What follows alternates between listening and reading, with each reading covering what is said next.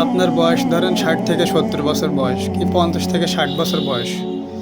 আপনি আপনার এই 60-70 বছর বয়সে নামাজের বয়স হলো মাত্র 5 বছর কি 10 বছর। তো আল্লাহ আপনার বিগত জীবনের গুনাহ খাতা মাফ করবে। কিভাবে মাফ করবে? যে আপনি যদি খালেস নিয়াতে তওবা করেন, যে জীবনে যত অন্যায় করেছেন সে অন্যায়ের কথা স্মরণ করে যদি লজ্জিত হয়ে যদি আল্লাহ তাআলার কাছে ক্ষমা চান, তওবা করেন এবং ভবিষ্যতে যেন পাপ করবেন না এরকম প্রতিজ্ঞাবদ্ধ করে যদি তওবা করে ফিরে আসেন, তাহলে আল্লাহ আপনার জীবনের গুনাহ খাতা মাফ করে দিবে। কিন্তু আপনি মসজিদে আসতেছেন আগে আগে যে নামাজের সওয়াব নেওয়ার জন্য, যে ফরজ নামাজ যে অপেক্ষায় যতক্ষণ থাকবে ততক্ষণ পর্যন্ত ফরজ নামাজের সওয়াব তার আমল নামায় লেখা হবে। সুবহানাল্লাহ। তাই বলে আপনি আগে আগে আসতেছেন মসজিদে, কিন্তু আগে আগে এসে আপনি কি করতেছেন? দুনিয়ার যত আজে বাজে গল্প, সে সমস্ত গল্প আপনি করতেছেন।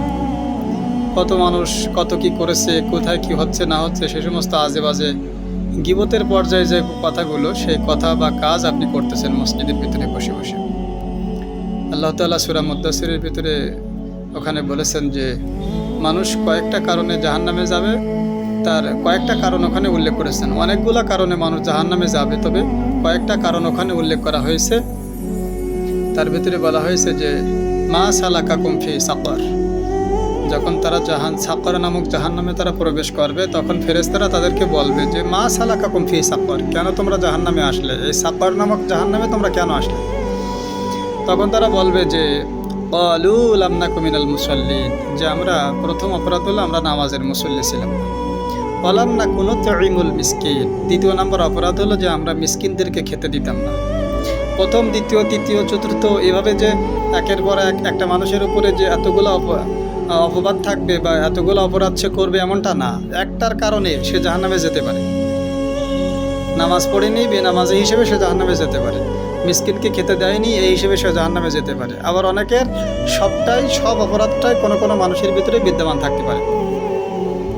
মা সালাকাকুম ফি সাকর ক্বালু লাম নাকু মিনাল মুসাল্লিন ওয়া লাম নাকু নুতঈমুল মিসকিন ওয়া কুন্না নাখুদু মাআল খায়িদিন। 3 নম্বরে বলা হয়েছে যে দুনিয়াতে এমন কিছু অনর্থক কথা বলতাম যে কথার কোনো মূল্য ছিল না, যে কথার কোনো ভিত্তি ছিল না, কোনো কাজের কথা না, একেবারে বেকাজের কথা, যে কথার কোনো মূল্য নেই, মূল্যহীন কথাবার্তা আমরা বলতাম।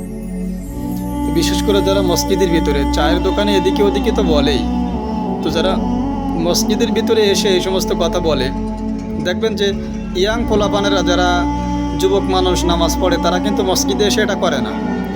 বেশিরভাগ সব বাপের বয়সে, দাদার বয়সে, নানার বয়সী কিছু মানুষেরা, বৃদ্ধ বয়স যাদের বলা যায় যে এক পা কবরে চলে গেছে, এই সমস্ত মানুষেরা মসজিদে বসে কার ছেলে কি করেছে, কার স্ত্রী কি করেছে, কোথায় কি হয়েছে না হয়েছে, যত রকমের আজে বাজে ফাজলামি গল্পগুজব মসজিদের ভিতরে করে এবং হাসাহাসি করে। আবার তারা নামে মাত্র যে আসে যে আমরা আগে আগে আসি নামাজের সওয়াব নেওয়ার জন্য। বাড়িতে বৌমারা মনে করে, যে ছেলেরা মনে করে যে আব্বা 5 ওয়াক্ত নামাজ পড়ে, আব্বা খুব নামাজি, আব্বা খুব ধার্মিক মানুষ, আল্লাহ আব্বা চিল্লার সাথী অমুক তমুক, এ সমস্ত বাড়ির মানুষেরা মনে করে। কিন্তু মসজিদে এসে অযথা গল্পগুজবে ব্যস্ত থাকে। আল্লাহ তাআলা সকলকে হেদায়েত দান করেন, আমিন।